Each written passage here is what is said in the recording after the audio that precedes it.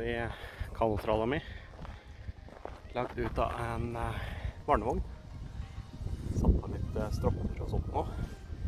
Tatt av alt. Jeg kan legge bagasje under der også. Så har jeg ikke med nå, men jeg har et sykkelfeste her. Hvor jeg kan da ha lang stang frem til en sykkel.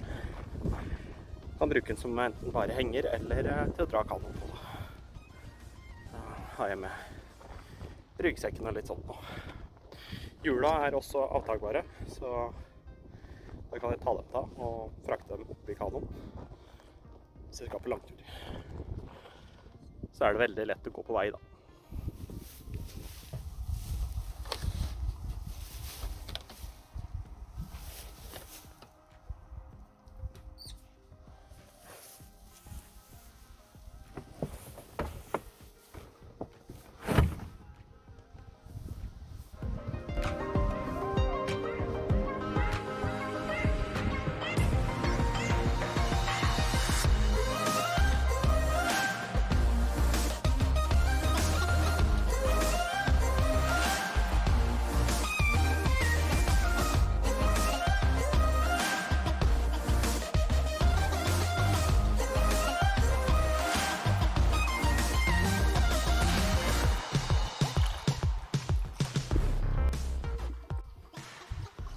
Her har vi campplassen.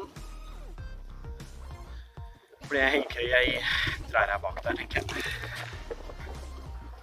Litt vindutsatt.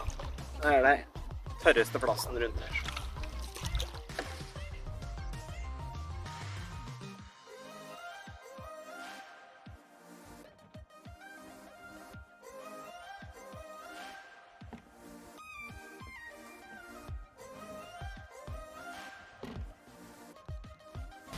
Kanon ser kanskje større ut på filmen, det han er, men den er ganske liten. Veldig stutt.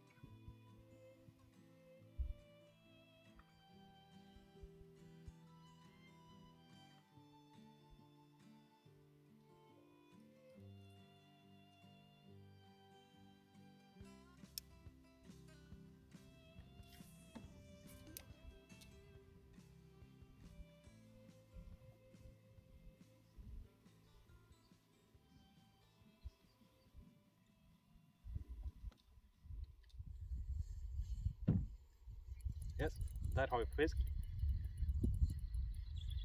Dette er nok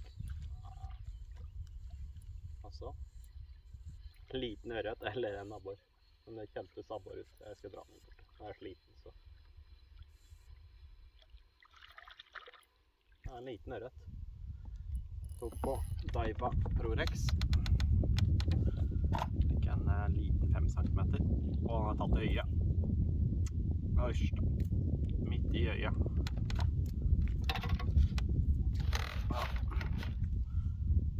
Det er ikke rare figuren. Ja, ja. Vi tar den som en start. Skal vi se. Oi, herregud. Ja, ja. Vi får se. Å, det er rett bak nå.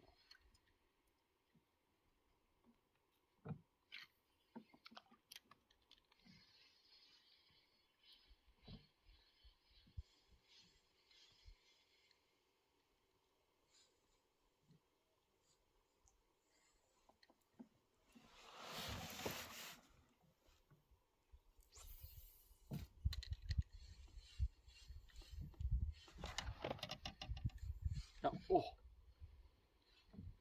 Nei, han var bortpå. Det var en skikkelig slag, det gikk.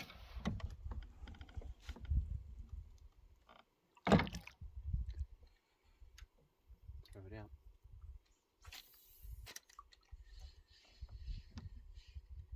Ja, nei, kom igjen da.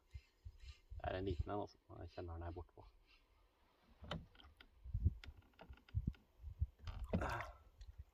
Der sitter det en vulgata nå, det er kanskje det at det... Nei, vulgata var det ikke, det var en døgnflue, men ikke så diger.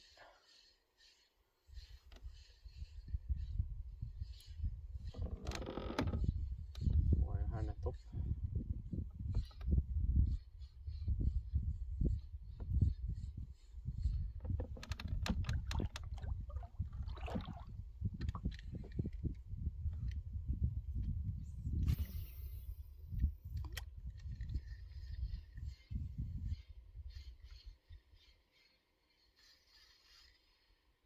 Ja.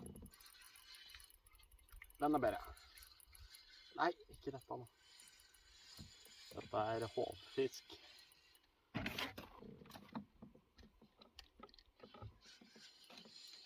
er en hovfisk. Ja da. Der. Yes. Bra.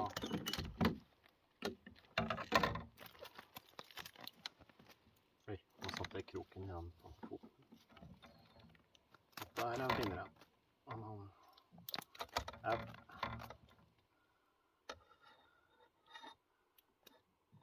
De kommer da ikke særlig løs.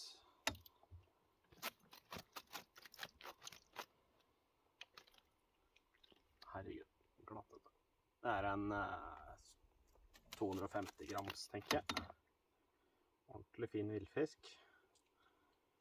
Og han settes kroken i nå. Jeg må jo med tanga for å få den løs, rett og slett.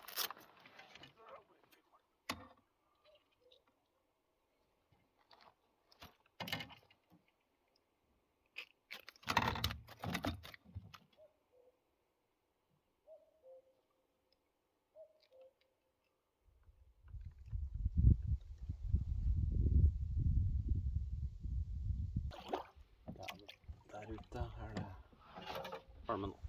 Nå har jeg funnet hva han vil ha.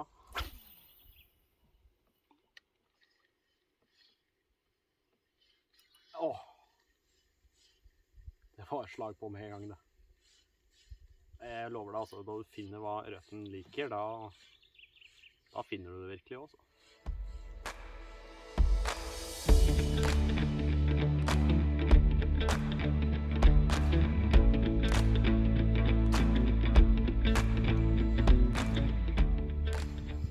Det er mange som snakker om spinnstopp og viktigheten av det, men en ting jeg tror blir litt glemt, det er variasjon i hastighet. Øk farta i små perioder, og sakka også. Så du ser ofte da du nesten er inne ved land, så speeder du opp for å få slukken inn, for at det er grunt ofte. Og så akkurat da du skal løfte den, så slakker du litt på scenen, og du stopper å sveive. Da stopper beitet, og det er nærme land. Og så kommer fisken høyere på. Det er akkurat som en fisk som har brukt opp energien sin, og min teori i hvert fall, at han har brukt opp energien, og fisken bestemmer seg for nå er dette byttet slitent og høyere til. Så ikke bare spinnstopp, varier litt hastigheten også. Sveiv på litt fort, og så sakker du eller stopper etter spinnstopp. Og så kan du alltid gjøre det klassiske jerkinga liksom som et skadet byttefisk da, som bare går veldig på siste dødskrampen i vannet. Så det varierer litt hva fisken vil ha, men jeg bare ser det som det er på internett, på kommentarfelt på Facebook og sånn, så er det liksom spinnstopp, men kanskje for en som er ny så forklarer liksom litt mer enn bare spinnstopp som bare stå stille med scenen. Og det er forskjellige baits. Spinnstopp også på spinner er annerledes. Jeg sliter litt med spinnere som veldig små, for du må ha litt hastighet først for å få dem til å gå rundt på skjeet. Men spinnere lager mye lyd og leven, men på større spinnere så det nesten lettere å ha spinnstopp. Og hvis du skal starte henne etter å ha tatt spinnstopp med en spinner, så må du, på en liten spinner, så må du ha ganske sveive litt hardt.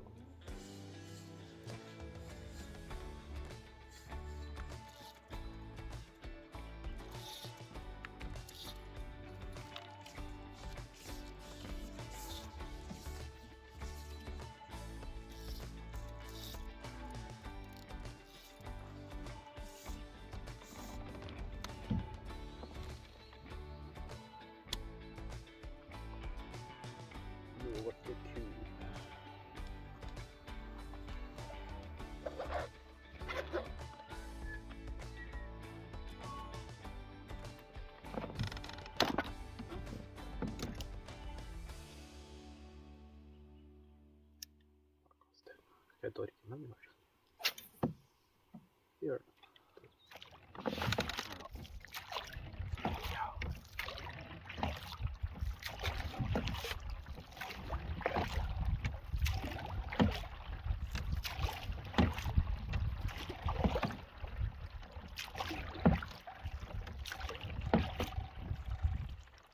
Hvis du ikke har skjønt det før nå, så det årekjepper på kanoen min. Kanopaddelen kommer med slike årekjepper. Det utrolig fint for å dorge da. Men jeg vet ikke hva sportsfolk har tenkt, hvordan retning jeg skal sitte her. Når jeg sitter på gulvet her, så må jeg sitte jævlig langt unna, så jeg må tenke på en dag å endre på hvor de årekjeppa-punkta sitter. Jeg vil sitte baklengs på kanoen som jeg gjør nå, midt i og ro. Alternativt så må jeg sitte på gulvet, og uten at jeg får det i knea, så må jeg da sitte på midten så nærmest som mulig på gulvet. Og det ikke optimalt heller, for da sitter jeg med tæra i baugen eller i tuppen.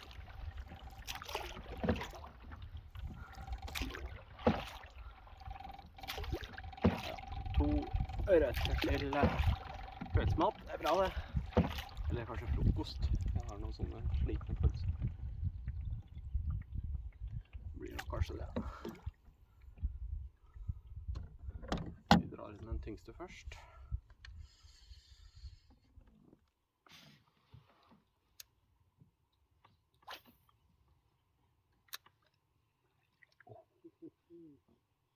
Var ikke stor da, så hele sånn mellomstor. Der ja. Haha. Det blir bra. Ok, helt gærlig da. Det klart. Litt mer moro på denne størrelsen her da. Vi tar den i over, så vi sikre. Der ja. Wow. Også i øyet den nå, det jo typisk da. Livale. Da, ganske fin.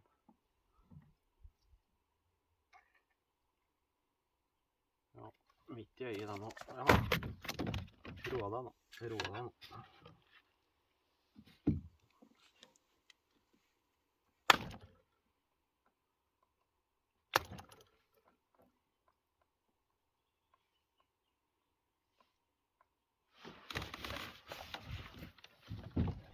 Oi.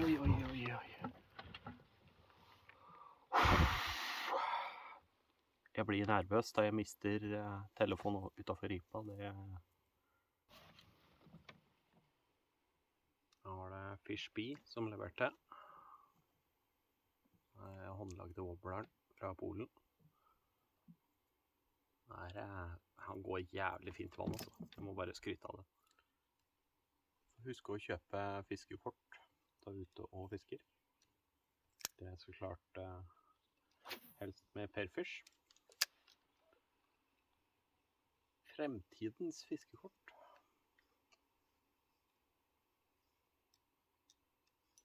Der har jeg en til. Denne abbor da. Det abbor? Eller det abbor? Eller det rødt? Det rødt. Neida. Dagens første abbor.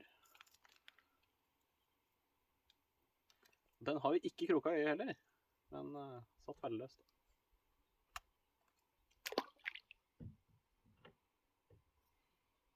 Moro læl.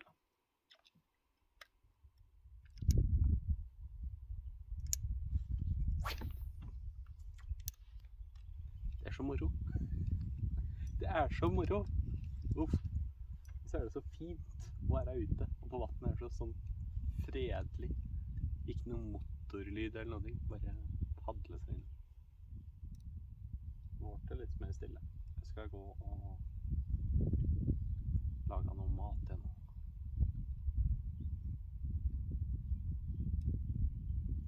Ja.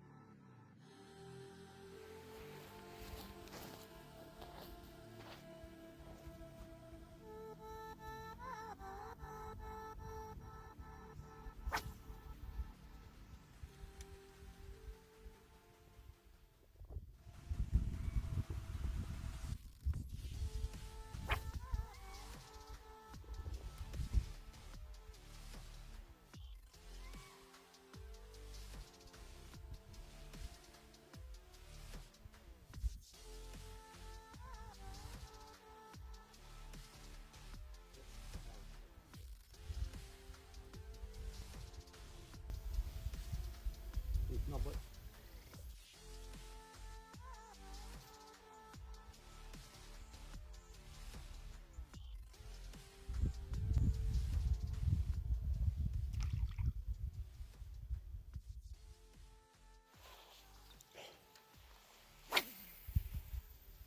Så skal jeg få opp den røtten sitt her nå. Bak akkurat rett ved her.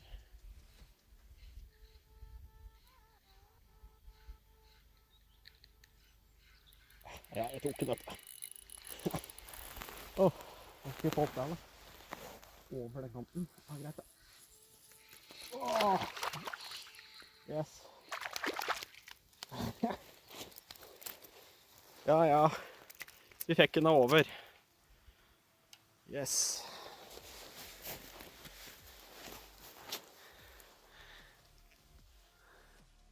Ja, vi fikk den over. Fin er rødt her. Og rapa hardt. Og så har vi igjen botten rett i øyet her, men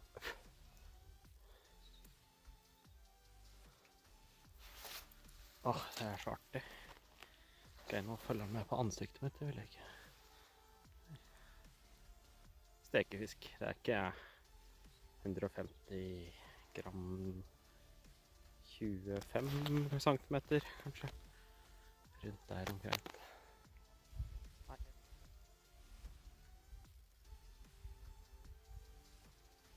Det er fint her også.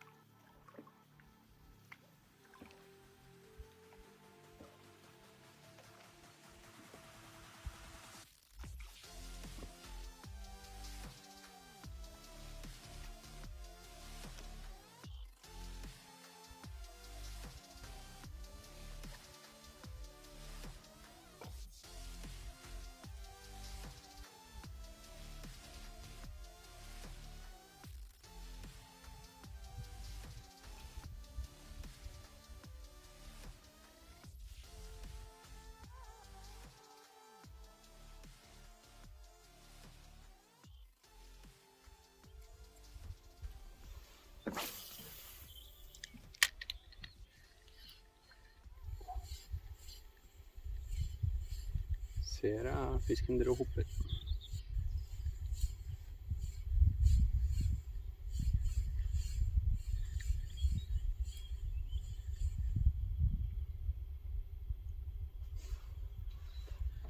Ja.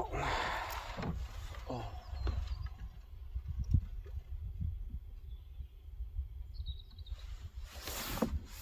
Nei. Da får jeg gjenleve russetida i 2008. Den står på flaska mi. Skål.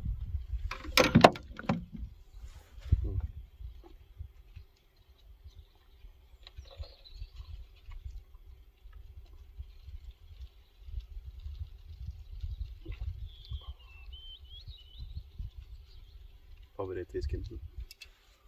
Speyburn.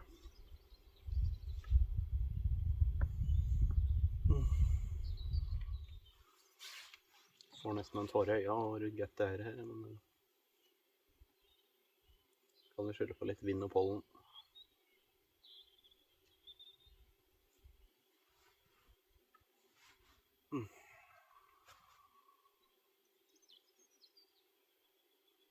Ikke en sjel.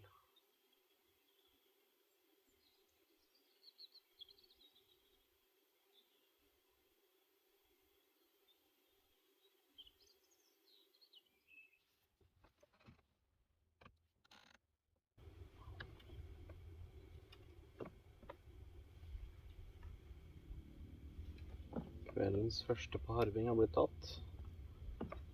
Skal filme litt grann nå. Lager meg knute der nå. Det gikk bra. Så har ikke med kvarter filming da. Du kan harve fra kano. Hvis du er veldig forsiktig, smyger deg på. Men fra båt og sånn, så kanskje du hvis det er forsiktig da du ror, så kanskje. Kajak og kano er ganske stille. Pass på å ikke bevege seg så mye så den lager bølger på vannet. Fisken er mer obs på fare fra land, så klart. Nå er jeg på myra også da. Så det er veldig vanskelig å ha andre sammen å gå med langstang.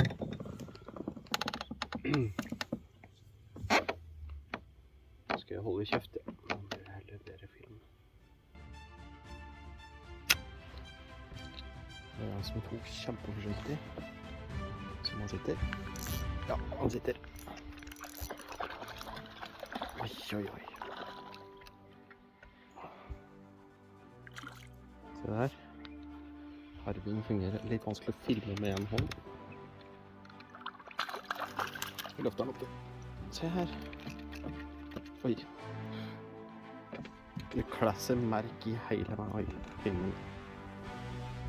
Så der satt den. Tok kjempeforsiktig. Ikke noe stor fisk.